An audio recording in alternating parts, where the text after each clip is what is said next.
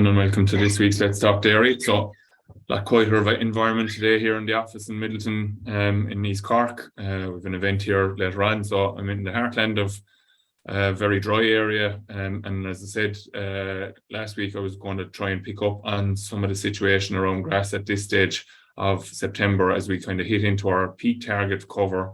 And where are we sitting in relation to that right now? So, coming from a very, very low base at the start of September when we spoke about this, and the actions that were required by farmers in order to try and achieve some sort of level of a peak cover in order to work with through the last grazing rotation. So briefly, I'm just going to, thanks to Micheál O'Leary from Pasture Base, who's given me some very interesting information, I suppose, to put not that you won't be aware of it, I suppose, but just to put the whole summer in context for many of you. And then also just some current figures as well in relation to where farm cover is, where that is relative to target cover, etc. And then I suppose just some practicalities, a little bit of advice from some of the stuff that we've seen in the last week, and maybe some of the actions that people may need to take over the next 2 weeks to try and do the best that they can in terms of closing up the farm in a good situation for the spring of 2023. So I'll just share screen here now with you. So autumn grass targets, where are we now? So where we are now is a lot better than we would have possibly thought we might have been a couple of weeks ago, to be fair. So we have to give people great credit for doing what they've done in terms of producing or making sure that there's grass now on the farm. So just, I suppose, looking at what the situation is, and as I said, this isn't going to be new to you. You know, you can see this, a blind man, as they'd say, would see that this situation was what had occurred on farms. So from through August, in particular through the very dry spell that we had probably the second week of August, where it was very hot as well and grass actually melted away with very significant drop in growth. We can see that it hasn't been a great year, and we were actually on farm in the last week with a group of advisors on a farm near Mitchelstown, and the farmer made the comment that he found the summer of 2022 to be a bit more difficult than the summer of 2018. And we can see here probably when we look at the figure here, that our green line here is representing our 2022 growth, and you can see that it's quite low through the month of June relative to the national average, or the 2021 and the 5-year average. So it was below the average, pretty much below the average all the way through into nearly the middle of July, went a little bit above the average then at that point and started to drop off again. And you can see that we had that little mini drought in 2021, and we had the same kind of kicking in there at the start of August again. And then we went into a severe drought situation at that point. So you can see quite a hole after being created here. And when we talk about trying to build farm cover, we are always talking about trying to take advantage of this growth period that comes through the month of August in particular, where we have higher growth rates than normal, or than our demand is going to be at that point, and trying to take advantage of that to put cover on the farm. So what has taken place in 2022 is that people have filled this gap here with silage and meal, obviously, or varying different types of feeds maybe, and they've kept their demand under wraps basically. And the growth that has now come as we've progressed through the month of September has actually kind of put us back to nearly where we would like to be, a little bit short, but not too bad at the same time. So that has come with a cost, obviously, in terms of maybe winter forage stocks and so forth. So people need to be conscious of that and need to address any deficits that they may have, and need to start looking at their winter feed situation as well, because it is likely that, we'll say, given, and you'll see in a minute why I'm saying about maybe not having silage in the diet for the next short while, but it's pretty much a given that there'll be silage going in now from probably mid-October onwards on most farms, and that's going to mean that there's probably going to be a fair chomping into the winter fodder stock available on the farms if that's the case. Okay, so just as I said, putting this into context for you, so this is the national growth curve. The averages can often be a dangerous thing, so it's an important piece of the jigsaw that we move on to show the current or what's been the situation on farms over the country, across the country. So Micheál has split this out. You can see, take note here that this is up to the 7th of the 9th, so there will be a little, this will change obviously, but I think I would have said this at the start of September when we were talking on this subject, that there was a good likelihood that there was huge variation across the country. So the blue bars are representing 2021 growth, The orangey bar is representing 2022, and we can see that we've huge variation here in terms of who's up and who's down. So we can see Carlow, a dry county, down in 2022. Cavan, heavier soil, actually marginally up. Clare, marginally up. Cork, being a very big county, it's you nearly need to break it down into regions in itself to get the true representation. Bigger impacts, as I said, here in East Cork now this morning. Bigger impact going out to a farm later that was down as low as 350 or 370 of a farm cover at the start of September. Donegal again, as I said earlier, and having John McCabe on a couple of weeks ago, definitely a good summer, I suppose. A bad start to the summer period, I suppose, up in the northwest, but came good then when the weather did come fine. They've actually managed to do quite well.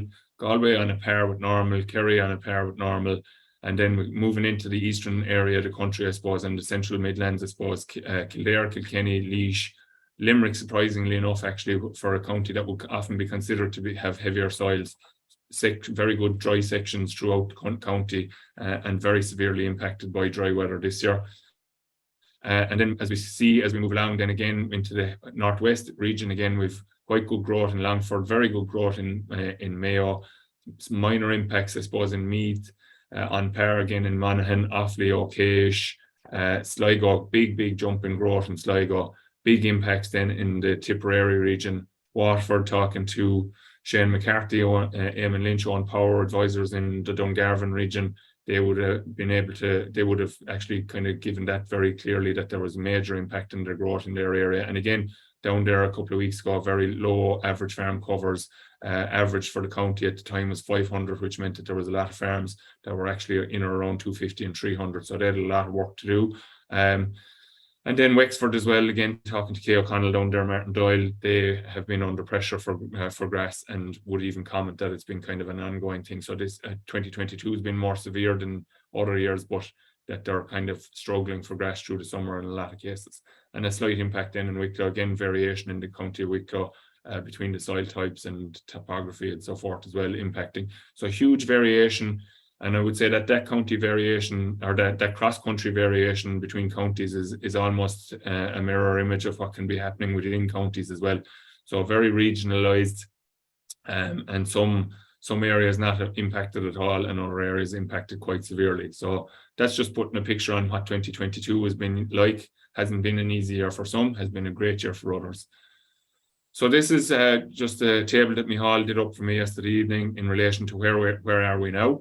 So what we have here is the growth across the top, farm cover per cow, or demand figure, what level of grass is going in, what level of meal, and this could be silage or zero grazing maybe.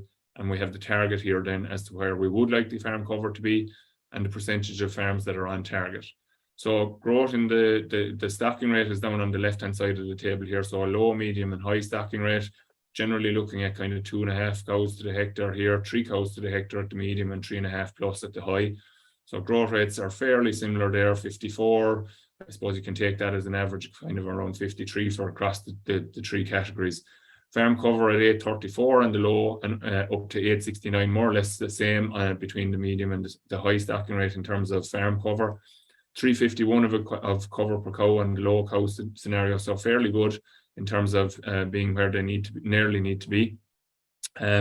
Obviously, medium stocking rate, we have the same farm cover, depending on the stocking rate, that's going to influence our cover per cow. So we're fairly short or a lot shorter of grass on the high stocking rate scenario than the medium stocking rate, but that wouldn't necessarily be overly different, albeit at a slightly higher cover per cow in that kind of a situation in a normal year, because there's only so high we can carry cover per cow and actually manage to utilize that grass. So at the higher stocking rates, farms are resigned to actually coming in with silage at a lot earlier stage as a result. You can see then that by factor of the stocking rate itself, then the demand is varying obviously from 33 up to 46. You could argue that the high stock farms should be trying to do a little bit more in terms of keeping a lid on their demand in the short term, given where the growth rate is. You can see that they're feeding 12 kilos of grass, 4 kilos of meal, 2 kilos of silage versus 1 kilo of silage on the low. 4 kilos of meal still going in there and slightly more grass, nearly another 3 to 4 kilos of grass going in compared to the high stocking rate. of the target figure, we'll say here of 1,000, 1,150 and 1,175, which we normally round to 1,000, 1,100 and 1,200 for kind of simplicity. This farms on target, 18% in the bottom, in the low category, 5 in the medium and 5 in the high. That's not really particularly different to a lot of other years, to be honest, in spite of the weather conditions that we've had. We generally find, and I would have said it a couple of weeks ago again, that we generally find that we're struggling to get farms to achieve the closing targets as a general rule. And this year isn't going to be any exception to that. If anything, this is going to be a worse year from the point of view of actually we're more than likely not going to hit that target. So I suppose just moving on to the practicalities, I suppose, if we think back to what we would have said at the start of the month, we would have said that if we could get to 850, 900 of an average farm cover, we would actually be quite happy and that we would settle for that. So we're there or thereabouts when we look back here, and we can see that we're at the just short of 850 on the low and between 850 and 900 on the high and mediums. So we're actually happy enough, I suppose, in terms of that we managed to get grass on the farm. Weather has been relatively kind, I suppose, in terms of at the right stage. We got the only growth that we would expect in September, and by keeping a cap on the demand that was on farms, we've managed to build grass cover. So well done to people for achieving that. However, the weather has gone a little bit tricky in the last week. I think the good thing is that there's a positive enough forecast after tomorrow. Tomorrow is going to be a bit of a tricky day. And the forecast is relatively good for next week again. So that's a positive, obviously. However, the fact that the weather has been tricky at the moment, when we have average farm covers of up around 900, we are grazing covers of 1,800. Silage in the diet in a lot of cases, in order to try and still capitalise on the growth that's there, is impacting a small bit on graze out from what we've seen in the last couple of days. So maybe it's worth considering that, I suppose, if we were to take the silage out, and if we look back at Micheál's table here and we see that on average we're talking about maybe 3 or 4 kilos of silage, or 2 kilos of silage here on some of the farms I was on during the week. Now I've seen 5 kilos of silage going in. Maybe tipping that back a little bit, so to make sure that there is a relatively good appetite on the cows, or maybe just making that silage available at one stage. A lot of cows have been getting silage at both morning and evening milking all along, and maybe just making it available at one of the milkings to just keep that little bit more grazing intensity there in terms of cows. The people might be concerned about, is that going to impact on farm cover? If we look at the figures in terms of what the demand or the predicted growth rate was from Elodie this Tuesday, she was saying in or around the kind of 50 mark again. Now, while if we look back at Micheál's table here and we see the demand on the high farms at 46, that's too high. I would say that they probably need to push up meal a little bit there to try and keep some bit of a lid on demand. But overall, where we have the 40, if we take it that we're going to grow somewhere around the 50 and we have 40 of a demand, we will potentially add another 70, 80 kilos to farm cover over the coming week. So it's not necessarily the end of the world to remove the silage from the farm or from the cows for the next week or 10 days. And especially if we come into good conditions next week again, where we certainly won't have impact on graze outs, and dry matters will probably stabilize a little bit again. However, it is tricky trying to get that balance right. We do need to clean out paddocks though. That's the important thing. So today is the 29th of September, and whether people like it or not, unfortunately, depending on what way the month of October goes, we may not actually get back to the paddock that is being grazed today again. We may actually have to decide to close the cover or close that paddock up in order to have enough grass on the farm for going into the winter period. Again, this is going to be dictated by your budgets, and we have to play it by ear, I suppose. And you would be expecting that in the vast majority of cases that it's not going to be a case that we'll have closed today, that we will get back again. However, we just don't know what is ahead of us, and we have to be conscious that we need to bank up grass for the spring, because what we graze in February is actually grown in the month of October. So we need to be careful of that. So as I said, consider removing or reducing silage and increasing concentrate, I suppose, in the short term to ensure clean out. Why we're increasing the concentrate is that we still need to feed the cow, obviously. So it's important that we kind of balance that budget for them as well as balancing our grass budgets. Removing the silage will, I suppose, in the wet weather, hopefully that won't be too long, but you know yourselves that cows will get into the habit of coming in for silage, and if weather turns very poor, they can start bunching at the gap very quickly. So if the silage is out of the diet and they know that they haven't an alternative to come into it may prevent them gathering around gaps in the next couple of days while the weather is poor. So finally, just to summarise, I suppose, while many are still short of the target, there has been great progress made to get to where we are at, as we currently stand. So well done again in terms of making sure that there is grass there now for the last rotation. However, it is important, that we need to clean out as much as possible now, as I said, there may be a possibility that some of these paddocks that are being grazed in the next couple of days may not be closed or may not be seen again until 2023 from a grazing point of view, because we are going into the last rotation with a lower average farm cover. It's important that we get the balance right, I suppose, between feeding the cow and getting set for the spring. So as I said, we're trying to set the farm up to make sure that we have a good clean out, that we have a nice clean base to work off of from early next year, so that we're not trying to graze down into a butt with cows that have low levels of appetite post calving, and that we're setting the farm up for the second rotation almost as it is currently. So we need to try to get that graze out right, but it is important that we get keep the cow fed right as well. So as I said, if we're removing some of the silage there, we may need to bolster them up with a little bit of extra concentrate in the short term to make sure that they're hitting their adequate intakes. And that just leads on to the last point there. So any significant drops in milk yield or milk protein would point that they're towards inadequate feed allocations and that you need to correct. Now, obviously, if the weather is very poor and wet and that's impacting on grazing conditions, then that's probably the factor behind it. And then it may be worthy considering putting in a little bit of silage on that day to try and bolster intake or increasing feed a little bit. But so it's a bit of a balancing act. It's not an easy challenge, I suppose. Hopefully the weather will be, as I said, the forecast is looking positive for most of next week, really. I suppose a little bit of rain early on and then quite good forecast towards the back end of next week. So that would give you a bit of positivity in terms of starting off well to start closing paddocks and so forth.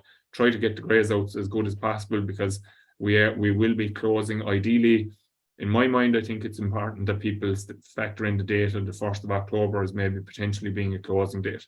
Closing date is a movable feast, so it's not the end of the world if we come back and graze the paddock that was grazed on the 1st, or that was closed on the 1st of October, assuming we have adequate grass on the farm. But look, that's something that we're going to pick up on later on as we get closer to the actual closing phase. We'll talk about that in more detail at that point, okay? So thanks everyone for tuning in today. We'll be back again next week. Hope you got benefit from that. In the meantime, happy and safe farming, okay? Thank you.